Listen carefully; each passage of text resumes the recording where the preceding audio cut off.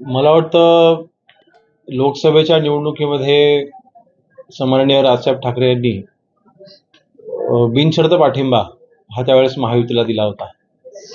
विधानसभेच्या वेळेस किंवा लोकसभेच्या वेळेसच हा पाठिंबा जाहीर करत असताना त्यांनी सांगितलं होतं की हा पाठिंबा फक्त आणि फक्त लोकसभेच्या निवडणुकीपुरताच आहे, पुढचे निर्णय आम्ही नंतर घेऊ. मग त्याच वेळेला त्यांनी खरं तर विधानसभेची देखील त्यांनी युती जाहीर करायला हवी होती. म्हणजे त्यांच्याच मनामध्ये संभ्रम होता. त्यांनाच विधानसभेच्या निवडणुकीच्या बाबतीमध्ये त्यांना निर्णय घ्यायचा नव्हता. त्यामुळे आता सन्माननीय एकनाथ शिंदे साहेबांवरती आरोप करून मला वाटतं आपण कुठेतरी येणाऱ्या ज्या स्थानिक स्वराज्य संस्थांच्या निवडणुका आहेत, आपलं ध्येय जर का एकच असेल, हिंदुत्व जर का तुमचा खरा मुद्दा असेल, तर मला वाटतं आपण हिंदुत्ववादी पक्षाच्या सोबत किंवा हिंदुत्ववादी युतीसोबत आपण आलं पाहिजे, असं आमचं प्रामाणिक मत आहे.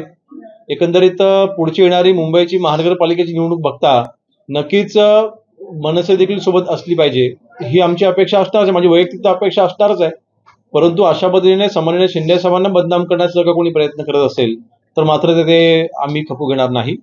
दुसरा विषय, आज महायुती महाराष्ट्रामध्ये कार्यरत असताना इतकं मोठं मताधिक्य ज्यावेळेला महायुतीला मिळालेलं आहे, शिवसेनेचे आम्ही जवळपास आज 60 आमदार म्हणजे 57 आमचे शिवसेना पक्षाचे म्हणजे धनुष्यबाणाचे निवडून आलेले आमदार आणि 3 अपक्षांचा आम्हाला असलेला पाठिंबा, असे 60 आमदार शिवसेनेचे महाराष्ट्रामध्ये आहेत.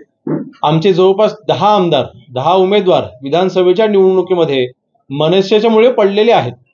आपण जर का गणित बघितलं, आपण जर का आकडेवारी बघितली तर आमचे 10 असे उमेदवार आहेत की ज्यांनी मनसेचे उमेदवार आमच्यासमोर उभे होते. मनसेने जेवढी मतं खाल्ली तर त्याच्यापेक्षा पण कमी मार्जिनने आमचे उमेदवार तिथे पडलेले आहेत. आणि म्हणून मला वाटतं ह्याची पुनरावृत्ती होऊ नये.